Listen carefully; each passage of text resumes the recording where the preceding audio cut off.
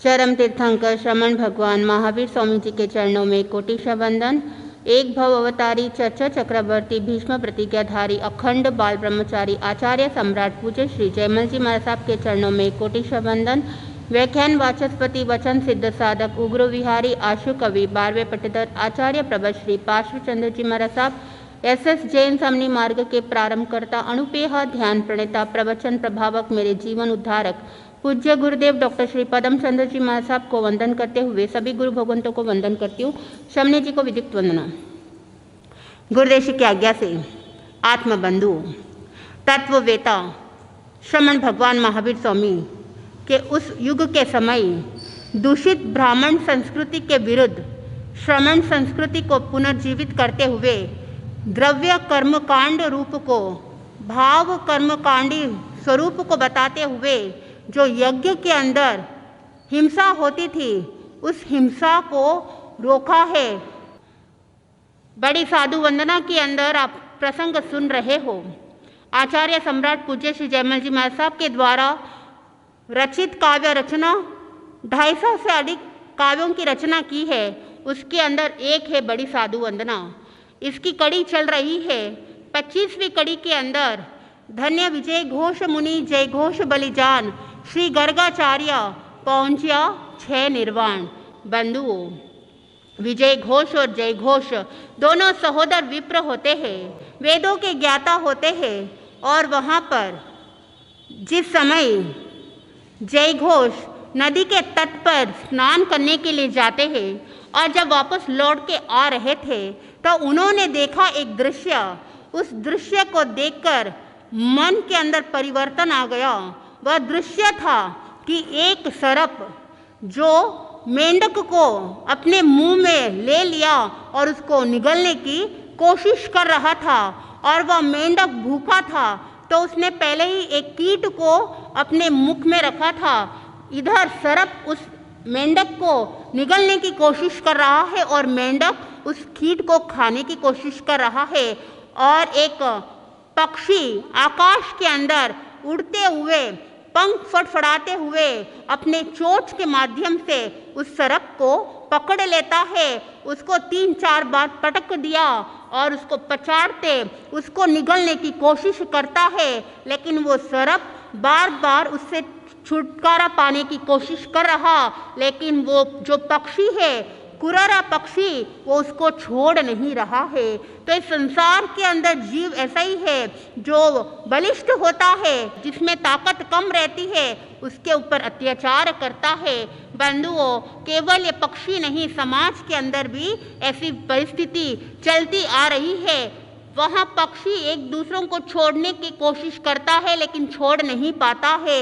वो इसको खाने की कोशिश करता है, सर्प मेंढक को खाने की कोशिश कर रहा है। तो ये दृश्य जय घोष देखता है। देखकर मन के अंदर विरक्ति की भावना आ गई और सोचा कि इस संसार से निवृत्त होना है, संसार में फंसना नहीं है। और यही चिंतन से जैसे ही आगे बढ़ रहे थे, रास्ते के अंदर पंच महाव्रतधारी मुनि दिखाई देते हैं और उनको कहा कि आप मुझे उपदेश फरमाइए। जैसे ही मुनि ने उपदेश फरमाया और उन्हीं से वहाँ पर दीक्षित हो जाते हैं। बंधुओं, वहाँ जयघोष मुनि बन गए और मुनि बनकर जब ग्रामानुग्राम विचरण करने लग गए थे, विचरण करते करते पुनः उसी वाराणसी गांव में पधारते हैं और एक मनोरम उद्यान में जाकर विराजमान होते हैं। जय घोष मुनि मासखमन की तपस्या प्रारंभ की और 1 महीना पूर्ण होने के बाद जब वहाँ पर भिक्षा लेने के लिए, गोश्ती लेने के लिए जाते हैं, विजय घोष जो यज्ञ की प्रतिष्ठान कर रहा था, अनुष्ठान कर रहा था, और वहाँ यज्ञ कशाला के अंदर सभी के लिए भोजन, स्वादिष्ट भोजन तैयार किया हुआ था। और जय घोष मुनि जब भिक्षार्थ के लिए गए, इधर विजय घोष ने कहा कि ये जो भोजन है वो आपके लिए नहीं है, आप आगे चले जाओ, क्योंकि ये जो भोजन है ये उन विप्रा को है, वो ब्राह्मण के लिए बनाया गया है जो वेद वेताओं को ज्ञाता होते हैं, जो यज्ञ के प्रयोजन में दिग्गज होते हैं। जो ज्योतिष शास्त्र को जानने वाले हैं और जो धर्म शास्त्र के विद्वान हैं, उन्हीं को ये भोजन बनाया गया। बंधुओं, विजय घोष वहाँ पहचान नहीं पाए कि ये मेरे सहोदर भाई है जय घोष मुनि, लेकिन जो मुनि होते हैं जब वो गोचरी के लिए जाते हैं वहाँ परिचय नहीं देते कि मैं अमुक अमुक का पुत्र हूँ, अमुक अमुक मेरे पिताजी है। इस तरह से वो गोचरी के अंदर किसी प्रकार का परिचय नहीं देते हैं। अब वहाँ पर जैसे ही विजय घोष ने कहा कि ये पदार्थ आपके लिए नहीं बना है, तब जय घोष ने देखा कि ये यज्ञ के अंदर एक ब्राह्मण का स्वरूप को भूल गया है और जैसा स्वरूप होना चाहिए उसके विमुख चल रहा है।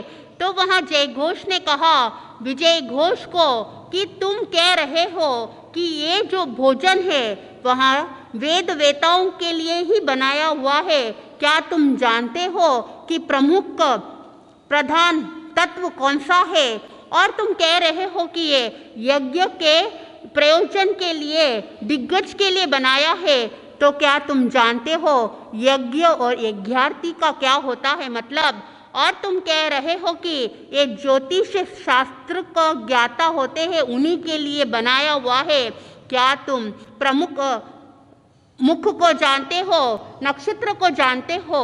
और चौथी बात बताई कि धर्म शास्त्र यानी धर्म के प्रवर्तक क्या तुम जानते हो कौन होते हैं?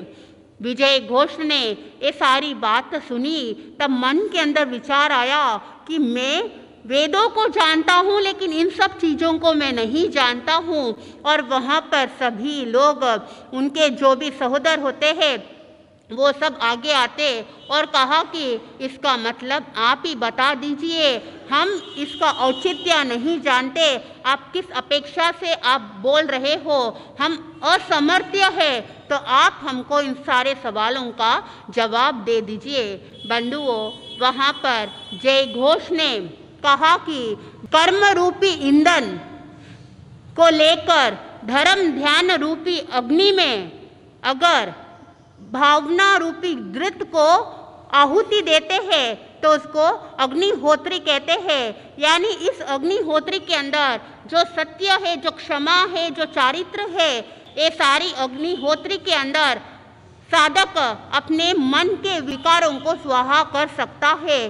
तो ये जो अग्निहोत्री, ये होता है धर्म ध्यान। जो साधक धर्म ध्यान के अंदर आगे बढ़ जाता है तो इन सारे चीज़ों को वो दूर हटा सकता है। और दूसरी बात बताई, यज्ञों के प्रयोजन के जो दिग्गज होते हैं, यज्ञ और यज्ञार्थी। बंधुओं, जय घोष ने कहा जो भीतरी अपना स्वरूप है, आत्म ज्ञान है, उस आत्मज्ञान को पहचान लेता है। जो बाह्य इंद्रिय और मन उसको जो असंयमित है, उस असंयमित से दूर होकर संयम में आ जाता है, आत्म साधक बन जाता है, तो वही सच्चा यज्ञ करने वाला है। और तीसरे के अंदर जो ज्योतिष शास्त्र का ज्ञाता होता है। बंधुओं, चाहे श्रमण हो चाहे ब्राह्मण हो, अगर वह स्वाध्याय करता है, समय का ज्ञाता यानी ज्योतिष के माध्यम से उसके अंदर काल का पूरा उल्लेख दिया गया। जो मुख्य चंद्रमा बताया है, जिस तरह से चंद्रमा शुक्ल पक्षी वो उतार चढ़ाव होता रहता है और उस काल को, तिथियों को भली भांति बोध होता है, तो उसके आधार पर वो कार्य कर सकता है। तो मेन जो ज्योतिष शास्त्र के अंदर जो अंग बताया वो चंद्रमा है।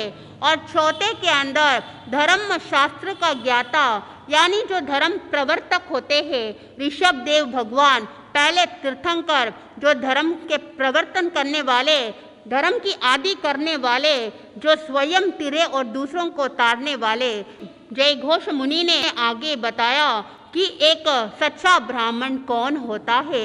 आप कहते हो कि मैं ब्राह्मण हूँ, तो उन्होंने बताया कि सच्चा ब्राह्मण कौन होता है। जिस तरह से कमल कीचड़ में रहता है, पानी में रहने के बाद भी वो पानी से लिप्त नहीं रहता। ठीक उसी प्रकार एक सच्चा ब्राह्मण वो रहता है जो निर्लिप्त रहता है, वह ब्रह्मचर्य में तल्लीन रहता है, वह मनुष्य तिर्यंच देवता के संबंध, वह भोगों की अभिलाषा नहीं रखता है, वो सच्चा ब्राह्मण होता है। और 12 प्रकार के तप को वह तपस्या कर कर अपने आत्मा को तपाता है और वहाँ पर इंद्रियों में लोलुप नहीं रहता है, वह सच्चा ब्राह्मण होता है। और आगे बताया कि एक सच्चा श्रमण भी कौन होता है।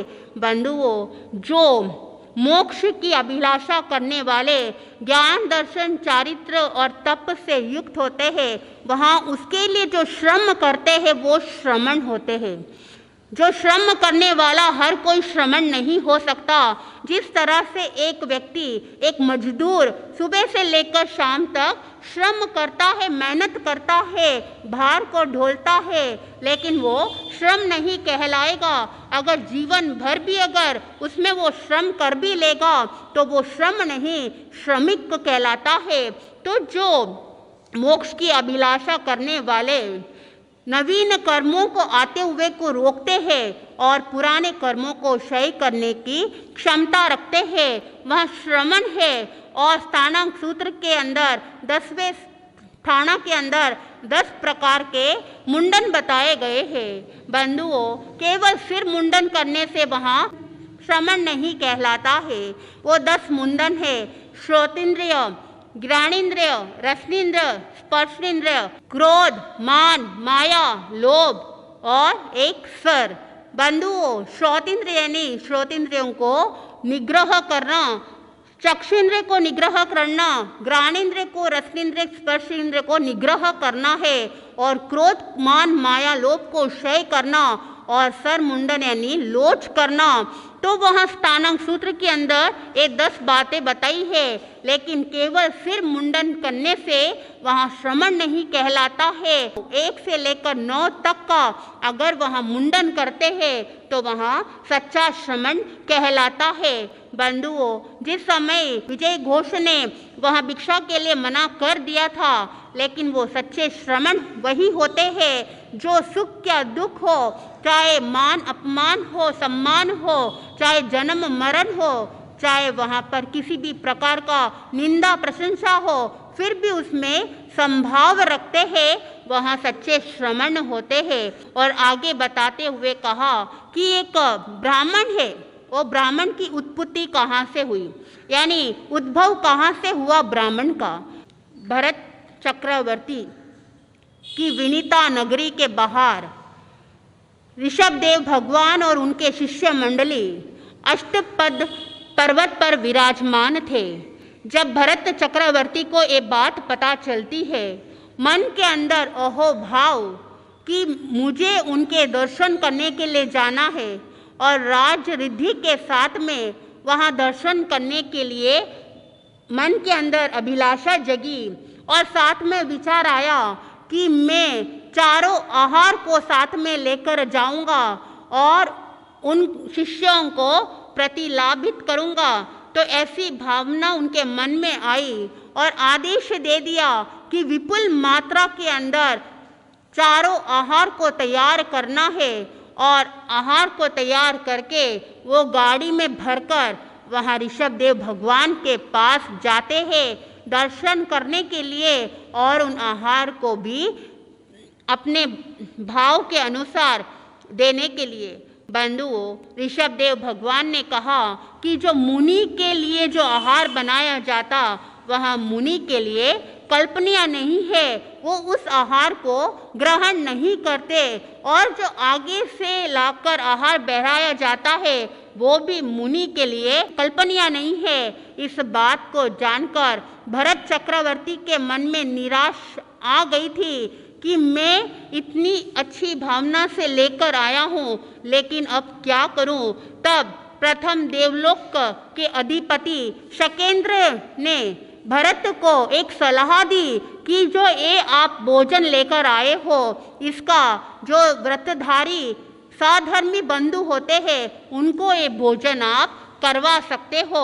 इस बात को जानकर भरत को बहुत खुशी हुई और सभी साधर्मी बंधुओं को बुलाया और उनको आहार कराया। बंधुओं, सबसे पहला दान सुपात्र दान जो मुनि को दिया जाता है वो सर्वश्रेष्ठ माना जाता है। जो मुनि 6 काय जीवों को त्याग कर चारित्र धर्म का अंगीकार करते हैं, जीवन भर संयम में रहते हैं और उनको जो गोचरी बराई जाती है वहाँ पर सुपात्र दान की श्रेणी में आता है। और जो दूसरा नेक्स्ट जो दान होता है सधर्मी बंधुओं को भी वहाँ भोजन करवाना, वो भी श्रेष्ठ बताया है, अभ्यंतर तप के अंदर आता है। बंधुओं, जैसे ही भरत चक्रेश्वरी ने उन सबको जब भोजन करवाया था तो ऐसा मन के अंदर मानसिक संतुष्टि हुई और इतना अच्छा लगा, इतना आनंद आया और मन में विचार आया कि एक दिन के लिए इतनी खुशी मिल रही है और अगर इसको रेगुलर अगर प्रारंभ करूँगा तो कितनी खुशी मिलेगी। यही सोचकर जो भी साधर्मी बंधु थे उनको कह दिया कि तुम रोज मेरी यहाँ अतिथिशाला में आना, यहीं पे भोजन करना और यहीं पर भजन करना। तब वह सधर्मी बंधु ने कहा कि हम धंधे में फंसे हुए हैं, हमारा व्यवसाय है, हम ये सारे कार्य को छोड़कर रोज रोज नहीं आ सकते हैं। इसके लिए जो ऐसे साधर्मी बंधु हो जो सारे कार्य से निवृत्त हो, आरंभ से निवृत्त हो, वो धर्म ध्यान में लीन है, ऐसे बंधुओं को आप बुलाकर करवा सकते हो। बंधुओं, उनके कहे बात को भरत मान जाते हैं और जो 9 तत्व के ज्ञाता होते हैं, 12 व्रत को जानने वाले और उसको अपनाने वाले ऐसे साधर्मी बंधुओं को आमंत्रण कर दिया और वो सब लोग अतिथिशाला में आकर रोज भोजन करते थे और साथ में ये भी कह दिया कि जो रानी जो राजपुत्र है उन सबको भी धर्म ध्यान सिखाना।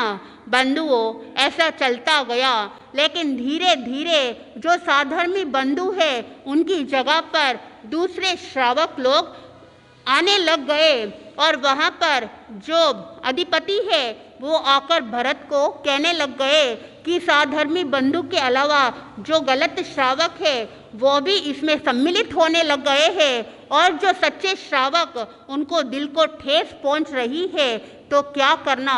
तब एक मंत्री ने सलाह दी, अगर एक पहचान करनी है कि कौन सही है कौन नहीं, उसके लिए कांकनी रथ का चिन्ह बना देवे, इससे पहचान हो जाएगी कि सही और गलत कौन है।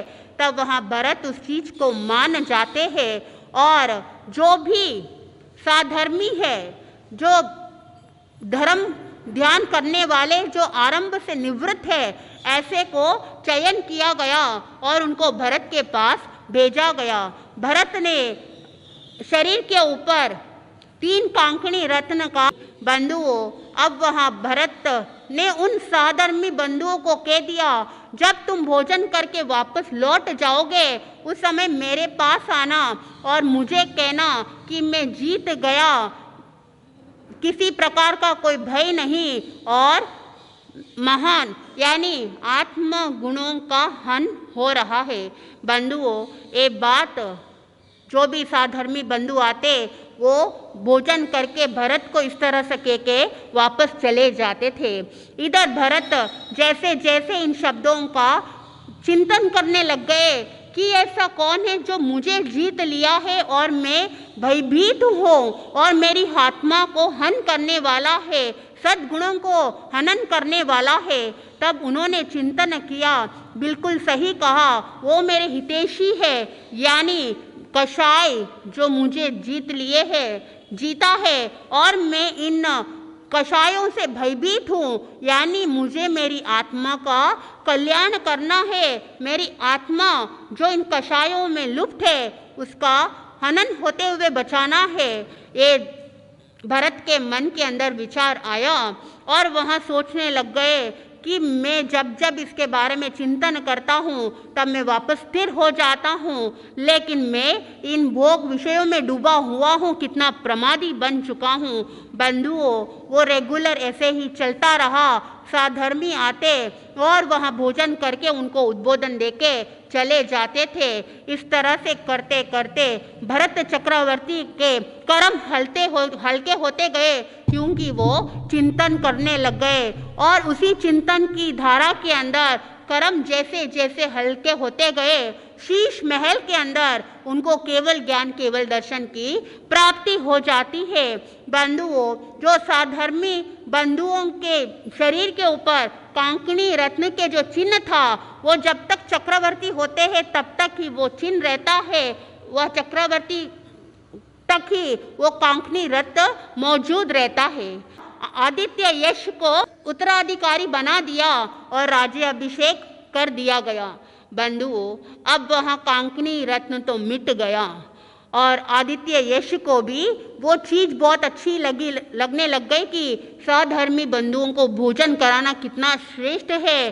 तब वहाँ पर पहचान कैसे होवे, तो मंत्री ने कहा कि यहाँ उनके शरीर के ऊपर सोने की 3 तार लगा देवे, इससे पहचान हो जाएगी कि ये सच्चे श्रावक है। बंधुओं, तो उनके समय में भी ये सारी चीज चलती गई और वहाँ पर आदित्य यश और 8 पट तक एक क्रम चलता गया। चलते चलते उन लोगों को भी वहाँ श्रावक उद्बोधन देते कि आपकी आत्मा को हनना नहीं है और आपको जीतना है, भय से ऊपर उठना है। उनका चिंतन चलता गया और उन सभी को भी शीश महल के अंदर केवल ज्ञान केवल दर्शन की प्राप्ति हो जाती है। अब वो जो सधर्मी को भोजन कराने का जो क्रम चल रहा था बंधुओं, अब वो भी बंद हो चुका था। यहाँ पे जो शब्द आता था महान, जो ये महान शब्द है वहाँ पर श्रावक को अप्लाई होने लग गया और वहाँ शरीर के ऊपर जो चिन्ह बनाया गया था जैनोपवीत, वहाँ जैनोपवीत वहाँ महान के नाम से चलने लग गया। बंधुओं, ये जो महान शब्द है ये प्राकृत शब्द है और संस्कृत के अंदर इसको ब्राह्मण कहते हैं। अब वो जो श्रावक थे, भोजन की व्यवस्था पूर्ण रूप से बंद हो चुकी थी और वही भिक्षाजीवी बन जाते हैं, वो धर्म से विमुख हो जाते हैं, उनके अंदर विकृति आ जाती है। ज्ञान दर्शन चारित्र और तप के आचार का जो लोकोत्तर वेद का पालन करते थे, अब वो लौकिक वेदों का पालन करने लग गए और उनके अंदर वह यज्ञ का वो प्रचलन प्रारंभ हो गया और वो जैनोपवीति के स्थान पर यज्ञोपवीत शब्द आ गया है। बंधुओं, आज भी मारवाड़ी शब्द के अंदर जैनऊ के नाम से ब्राह्मण को कहा जाता है। तो ये जो ब्राह्मण की उत्पत्ति भरत की देन है, वहाँ से प्रारंभ हुई थी। सच्चे जो श्रावक थे वो महान यानी ब्राह्मण थे, लेकिन विकार आने के कारण से वह च्युत हो जाते हैं। तो उस जय घोष मुनि ने विजय घोष को कहा कि तुम अपने आप को ब्राह्मण तो कहते हो, लेकिन सिर्फ कर्म कांडी से वो ब्राह्मण नहीं कहलाता है। जो श्रमण यानी समत्व भाव रखता है वो श्रमण कहलाता, जो ब्रह्मचर्य का पालन करता है वो ब्राह्मण है, जो ज्ञान प्राप्त करता है वह मुनि है और जो तपस्या करता है वह तापस है। केवल नाम से ब्राह्मण नहीं होता है। कहते हैं कि कर्म भी श्रेष्ठ होने चाहिए।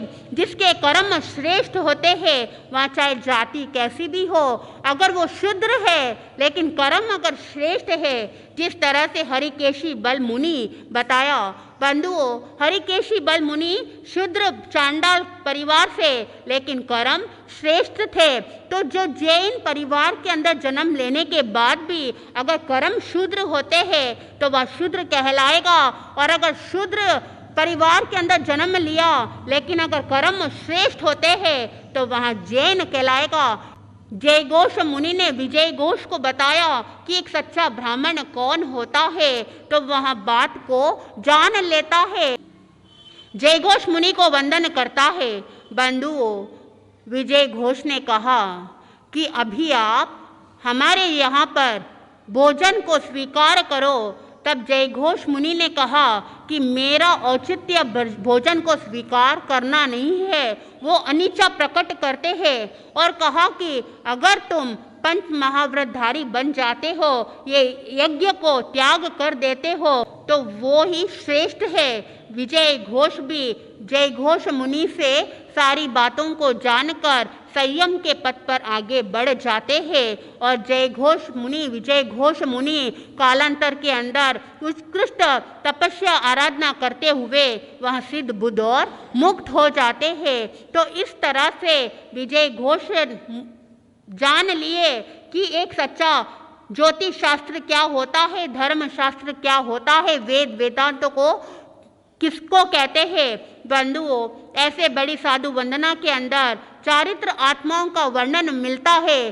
केवल जाति से नहीं, कर्मों से उन्होंने अपने आप को श्रेष्ठ बना लिया और सिद्ध बुद्ध और मुक्त हो गए हैं। तो ऐसे चारित्र आत्माओं का अगर हम गुणगान करते हैं, उनके प्रसंगों को सुनते हैं, तो हमारी आत्मा भी जागृत होती है और जिस समय आत्मा जागृत होती है तो भीतर रहे हुए कर्म भी क्या होते हैं, हल्के होते जाएंगे। और जैसे जैसे आत्मा पर लगे कर्म हल्के होते जाएंगे तो इस जीव को भी शाश्वत सुख की प्राप्ति होगी। मैं अपने शब्दों को यहीं पर विराम देती हूँ।